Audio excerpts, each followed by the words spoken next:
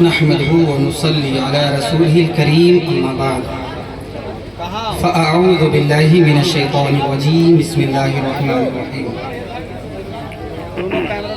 ولا تحسبن الذين قتلوا في سبيل الله أمواتا بل أحياء عند ربهم يرزقون صدق الله العظيم وصدق رسوله النبي الأمين المتين المعين المبين الكريم ونحن على ذلك لمن الشاهدين والشاكرين والحمد لله رب العالمين.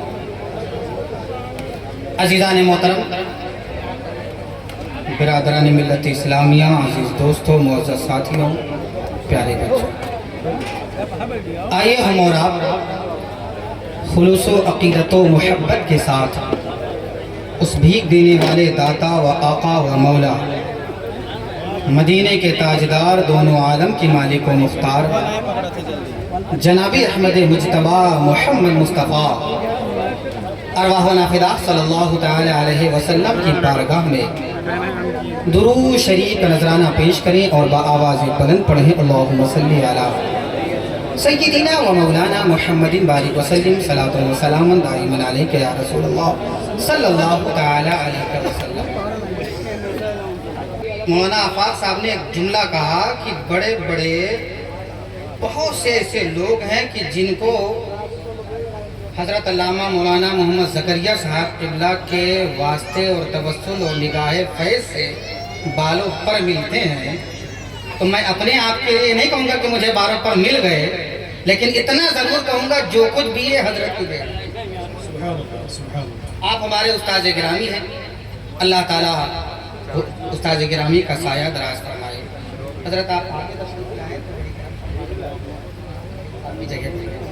اللہ تعالیٰ نے قرآن عظیم میں فرمایا، توجہ ہے نا میری طرف، گنتی کے 3-4 بار، وَلَا تَحْسَبَنَّ الَّذِينَ قُتِلُوا فِي سَبِيلِ اللَّهِ أَمْوَاتًا بَلْ أَحْيَاءٌ عِندَ رَبِّهِمْ يُرْزَقُونَ. پروردگار عالم نے فرمایا جو لوگ اللہ کی راہ میں قتل کیے جائیں انہیں مردہ گمان نہ کرو، بلکہ وہ زندہ ہیں، اللہ کی بارگاہ سے انہیں رزق ملتی ہے، اللہ کی بارگاہ سے انہیں رزق عطا کی جاتی ہے.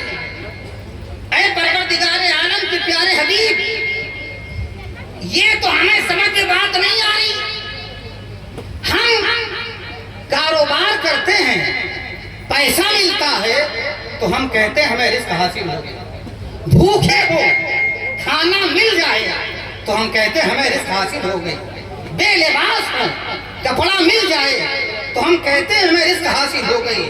اے پروردگار عالم، اب جو لوگ روح نکل گئی، دنیا سے چلے گئے، قبر میں چلے گئے، دنیا میں موجود نہیں ہے، بھوک سے، پیاس سے، دنیاوی ضرورتوں سے وہ پاک ہیں. اے میرے اللہ، انہیں رزق کیسے عطا کی جاتی ہے؟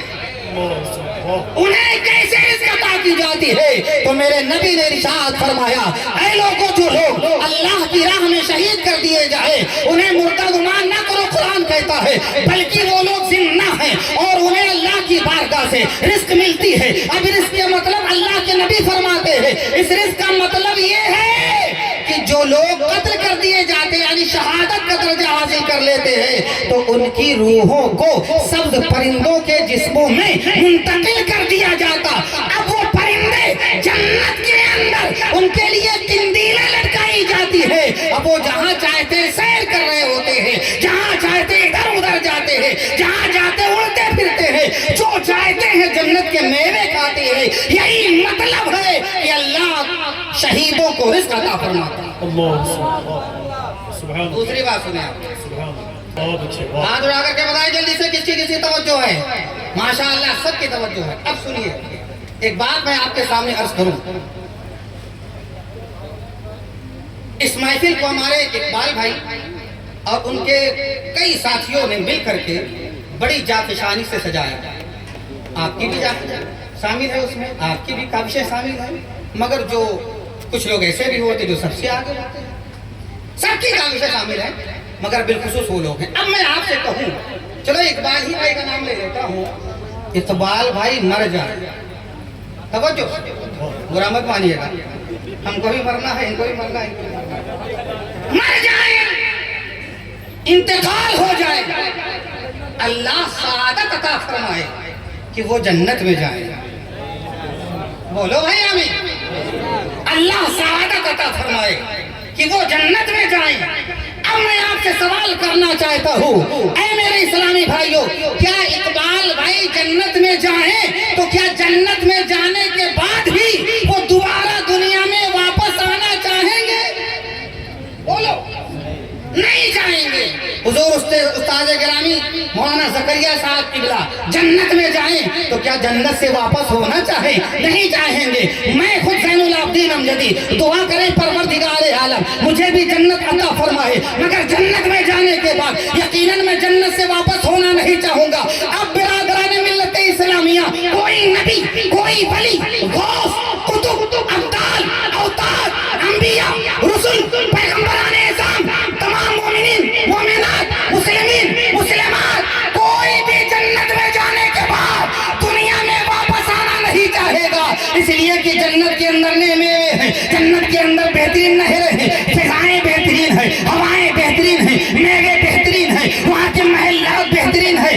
عزیزان محترم، اب کوئی جنت میں جانے کے بعد واپس نہیں آنا چاہے گا، مگر اللہ تعالیٰ کے انہی تمام بندوں میں سے کچھ بندے ایسے ہیں جو رب سے ارشاد فرمائیں گے، عرض کریں گے پروردگار مجھے تیری جنت میں مزہ نہیں آ رہا ہے، مجھے دنیا میں ہے۔ نعرہ تکبیر، نعرہ رسالت، ذکر امام حسین، عوام اہل سنت۔ ہندوستان کی بہت خوبصورت آواز ثناخان رسول محترم امیر حمزہ صاحب خلیل آباد، ان کی آمد ہو گئی ہے، اس کے بعد میں انشاءاللہ حضور کی نعتیں ان سے سنیں گے۔ اللہم صلی علی سیدنا و مولانا محمد وآلہ وسلم، صلاۃ و سلام دائما علیک یا رسول اللہ صلی اللہ تعالی علیہ وسلم۔ عزیزان محترم، کیا آپ جنت میں جانے کے بعد دنیا میں واپس آنا چاہیں گے؟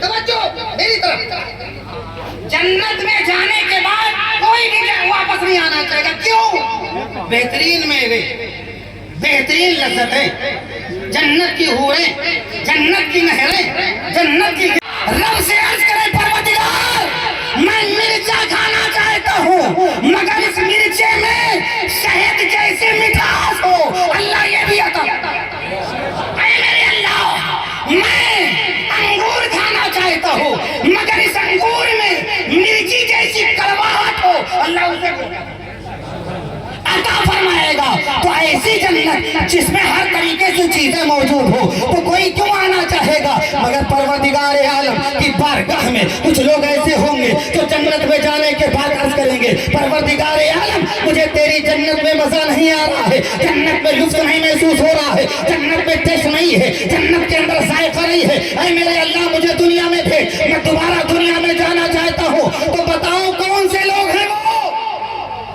ہاتھ اٹھا کے بتائیے۔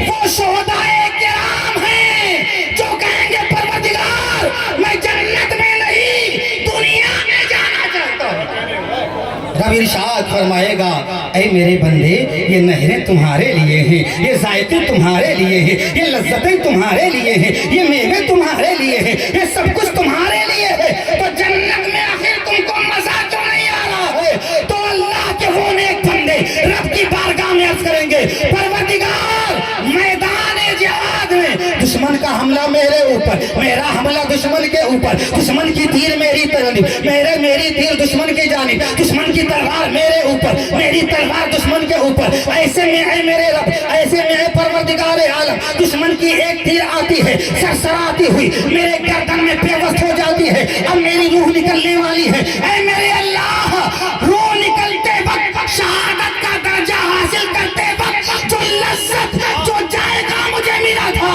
اے میرے اللہ وہ تیری جنت میں نہیں ہے۔ نعرہ تکبیر، نعرہ رسالت، محفل امام حسین۔ اے میرے اللہ وہ ذائقہ تیری جنت میں نہیں ہے۔ پتا کیا چلا؟ جنت کی تمام لذتیں، جنت کے تمام ذائقے ٹیسٹ شہادت کی لذت پہ قربان۔ ایک تیسری بات سن لیجیے، سناؤ ہے توجہ ہے نا؟ سنو حافظ کوثر صاحب، آپ کو اگر کوئی لاٹھی مار دے تو چوٹ لگے گی کہ نہیں لگے گی؟ لگے گی نا؟ لاٹھی تو دور کی بات، ڈاکٹر سوئی لگا دے تب بھی تکلیف ہوتی ہے کہ نہیں ہوتی ہے؟ میرے بھائی جب ڈاکٹر سوئی لگا دے تو اتنی تکلیف، لاٹھی پڑ جائے تو اتنی تکلیف، اینٹا ڈھیلا جسے اپنی زبان میں کہتے ہیں وہ کوئی مار دے تو اتنی تکلیف، مگر اندازہ لگاؤ کوئی انسان میدان جہاد میں ہو، تیروں سے سینہ چھلنی ہو، تیروں سے سینہ چھلنی ہو، بازو کٹ رہے ہوں، جسم لہو لہان ہو، 72 سے زیادہ زخم جسم پر، اے پروردگار عالم اسے تو بڑی تکلیف ہو رہی ہوگی، اسے تو بڑی بے چینی ہو رہی ہوگی، اسے تو بڑی بے قراری نہیں ہو رہی ہوگی، اسے تو بڑی تکلیف ہو رہی ہوگی۔ عزیزان محترم، اللہم صلی علی سیدنا و مولانا محمد بارک وسلم، صلاۃ و سلاما دائما علیک یا رسول اللہ صلی اللہ تعالی علیہ وسلم۔ مولانا فضل الرحمان صاحب بیٹھے ہوئے ہیں، اگر ان کو چوٹ لگ جائے بے قرار ہو جاتے ہیں، مگر سوال پیدا ہوتا ہے شہید کے اوپر تیر برس رہی ہے، تلواروں کی برسات ہو رہی ہے، نیزوں کی برسات ہو رہی ہے، تو بڑی تکلیف ہو رہی ہوگی، بڑی بے چینی ہو رہی ہوگی، بڑی بے قراری ہو رہی ہوگی۔ عزیزان محترم سنو، یہ ہماری سوچ ہے، یہ ہماری فکر ہے، ہم سوچتے ہیں، مگر اللہ کے نبی ارشاد فرماتے ہیں الشہید لا یجد علم القتل الا کما یجد احدکم علم القرصۃ۔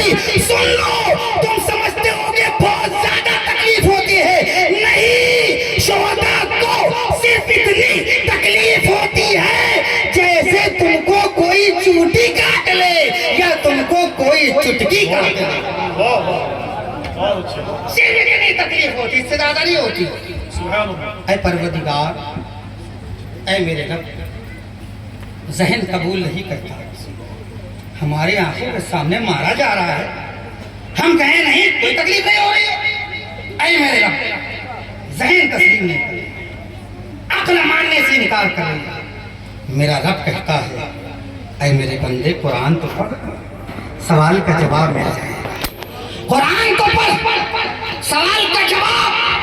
سورہ یوسف پڑھیے، اب سورہ یوسف میں جب زلیخا حضرت یوسف علیہ السلام پر عاشق ہو گئی، محبت ہو گئی، جائز محبت کی ناجائز نہ سمجھیے گا، جب محبت ہو گئی تو عورتوں نے طعن کیا، عورتوں نے لعن و طعن کیا، تو انہوں نے صرف اتنا کہا کہ جب میرا یوسف سامنے ہو، تمہارے ہاتھوں میں نیبو ہو، ایک ہاتھ میں چھری ہو، جب یوسف سامنے سے گزرے تو اپنے ہاتھوں چلا دینا، بس وہ نیبو کاٹ دینا۔ اب ان لوگوں نے آپ کی باتوں پر عمل کیا، یوسف سامنے انگلیاں چلی، چلنے کے بعد نیبو کٹا، نیبو کٹنے کے بعد اب انگلیاں کٹی، احساس نہیں، ہاتھ کٹا، احساس نہیں، خون نکلا، احساس نہیں۔ اب قرآن کہتا ہے سن، جب یوسف کا چہرہ سامنے ہو، انگلی کٹ جائے، تکلیف نہ ہو، تو جب خدا کے جلوے سامنے ہو،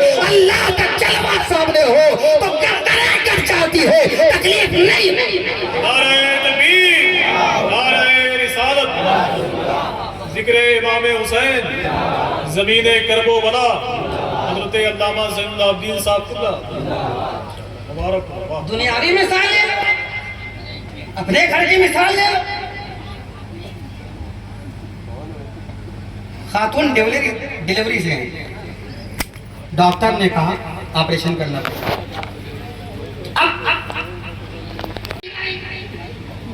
آپریشن ہو گیا، نہیں چلائی، کیا آپریشن ہوا اٹھ کے بھاگی؟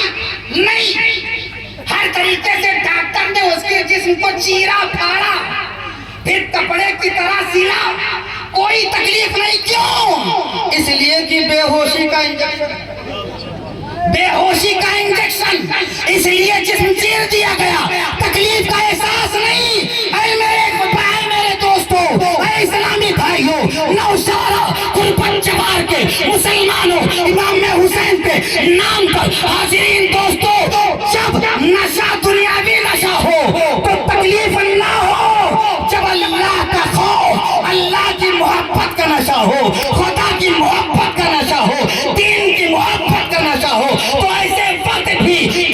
چلیں، کمان چلے، نیزے چلے، برچیاں چلے، تلواریں چلے، تکلیف نہیں۔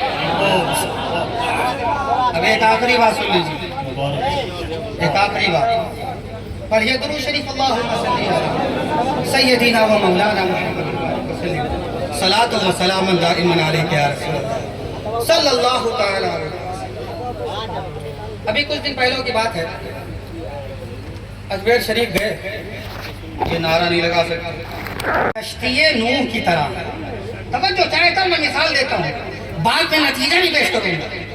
کشتی نوح کی طریقے سے ہے۔ کشتی نوح کیا ہے کہ جو لوگ کشتی نوح میں سوار ہو گئے وہ سب بچ گئے، باقی سب غرق ہو گئے، ہے نا؟ واقعہ تو معلوم۔ اب اللہ کے نبی نے فرمایا جو اہل بیت سے وابستہ ہوا، ان کے دامن سے وابستہ ہوا، ان کی محبت میں سرسار ہوا، وہی بچا، سب کے سب غرق ہو گئے، وہی بچے گا، باقی سب کے سب جہنم میں۔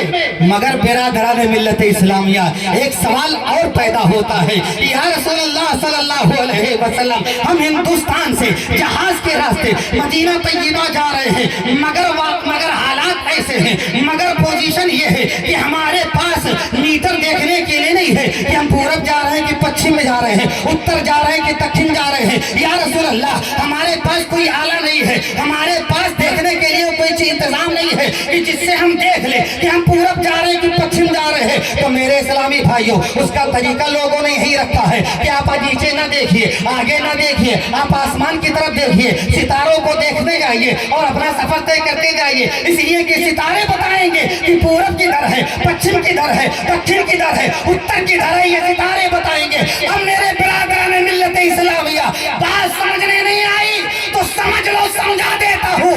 اس حدیث کو میرے نبی نے دوسری جگہ اپنے لفظوں میں ارشاد فرمایا، اصحابی کالنجوم فبأیہم اقتدیتم، میرے تمام صحابہ ستاروں کے مانند ہیں، جس کی بھی اقتدا کرو گے کامیاب۔ اب دونوں کو اکٹھا کرو، دونوں حدیث کو اکٹھا کرو اور سمجھو نتیجہ۔ پتہ کیا چلا؟ اہل بیت کی محبت کی کشتی پر سوار ہو جائیں تب بھی کامیاب نہیں ہو سکتے۔ شرط ہے جس طریقے سے صدیق اکبر نے محبت کی ہے اس طریقے سے محبت کرو، فاروق اعظم نے جس طریقے سے اہل بیت سے محبت کی ہے اس طریقے سے محبت کرو، عثمان غنی نے جس طریقے سے محبت کی ہے اس طریقے سے محبت کرو، حضرت عبد الرحمن ابن عوف نے جس طریقے سے محبت کی ہے اس طریقے سے محبت کرو۔ اہل بیت کی کشتی پہ سوار رہو، صحابہ کے چلنے کا طریقہ دیکھتے رہو، دونوں پر عمل کرو گے تبھی کامیاب ہو جاؤ گے۔ اسی لیے تو میرے امام نے فاضل بریلوی نے ارشاد فرمایا ہے، اہل سنت کا ہے بیڑا پار، اہل سنت کا ہے بیڑا پار، اصحاب حضور نجم ہے اور ناؤ ہے عطرت رسول اللہ۔ سبحان اللہ، سبحان اللہ، یا رسول اللہ، زندہ باد، زندہ باد۔ اسی لیے تو ہم کہتے ہیں نہ اہل بیت کا دامن چھوڑیں گے، نہ صحابہ کا دامن چھوڑیں گے۔ اور حافظیوں تم نے اہل بیت کو تو پکڑا، صحابہ کو چھوڑا، اور خارجیوں تم نے صحابہ کو پکڑا، اہل بیت کو چھوڑا، مگر ہم ہیں نہ اہل بیت کو چھوڑتے ہیں نہ صحابہ کو چھوڑتے ہیں۔